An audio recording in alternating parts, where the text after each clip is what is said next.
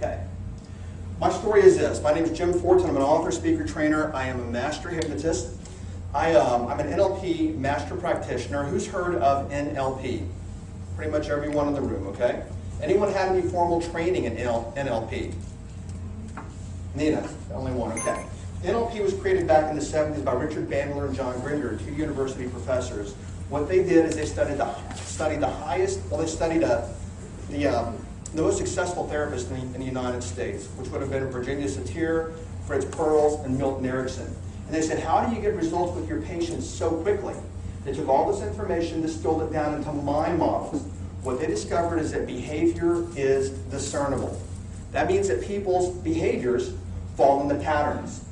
When you know people's patterns, you can then influence them because you know the patterns are going to run before they already run the pattern. It's kind of like the disc that you talked about. What did I say about you two at dinner last night? When we were talking, remember what we were talking about?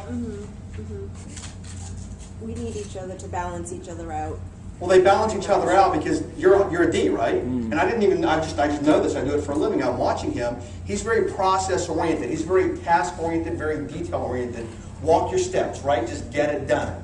And that's what showed up in your disc profile, right? Yeah. Yours was what? Yours wasn't that, was it? No. Hers was all relationship oriented, okay? So I know that when I'm selling them, and this is what I teach people how to do, I can actually profile them very quickly just by watching them and knowing how they are. As a matter of fact, he even had a new assistant, right? And what did you say about him, the exact word? I said he was a machine. He's a machine. Yeah. Is exactly the way he said it. So what does that tell me about him when he's talking like that? He honors the machine. He likes the machine, right? So we only do what we are. What does it tell me about him? He's a machine. That's why he sold 4 billion homes last year, or whatever it was last year. Not 4 billion. But he's a machine, okay? So people, they drop, I say breadcrumbs, they drop breadcrumbs all over the place. And they tell you exactly how to sell them. You just have to know how to read the breadcrumbs.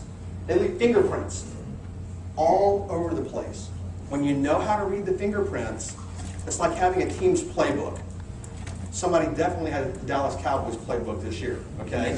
But if you have a team's playbook, you know the play they're going to run before they run it, right? And that's the purpose of all of this information, is to significantly increase your conversion ratios by having their playbook, knowing the play they're going to run before they ever even run the play, and beating them to the punch. The second part here is, and I've worked for years as a hired speaker. I've worked with Donald Trump, Tony Robbins, George Foreman, Dr. Phil, and a host of others.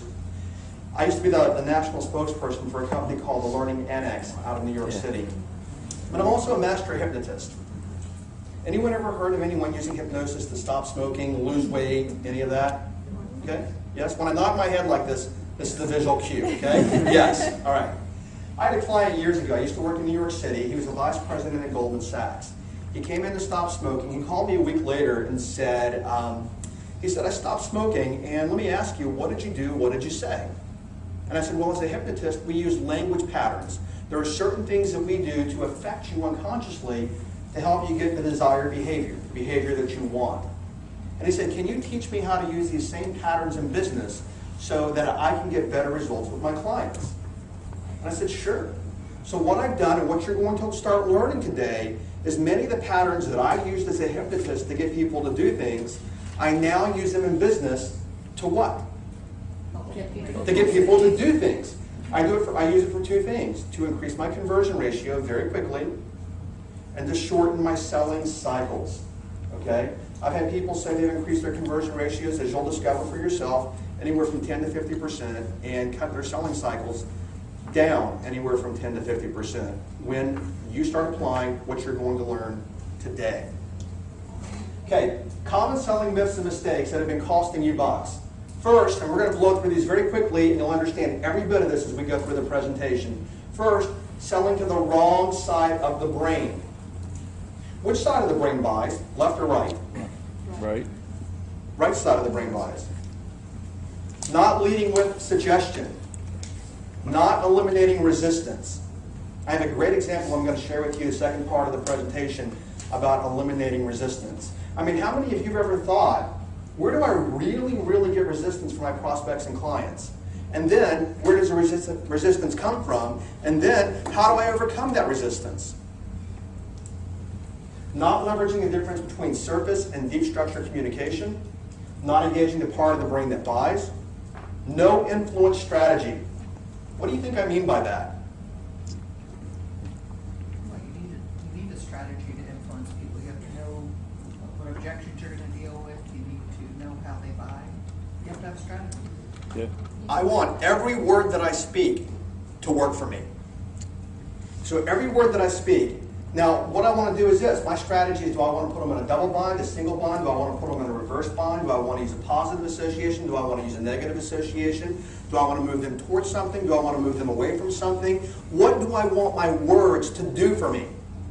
Most people have no strategy.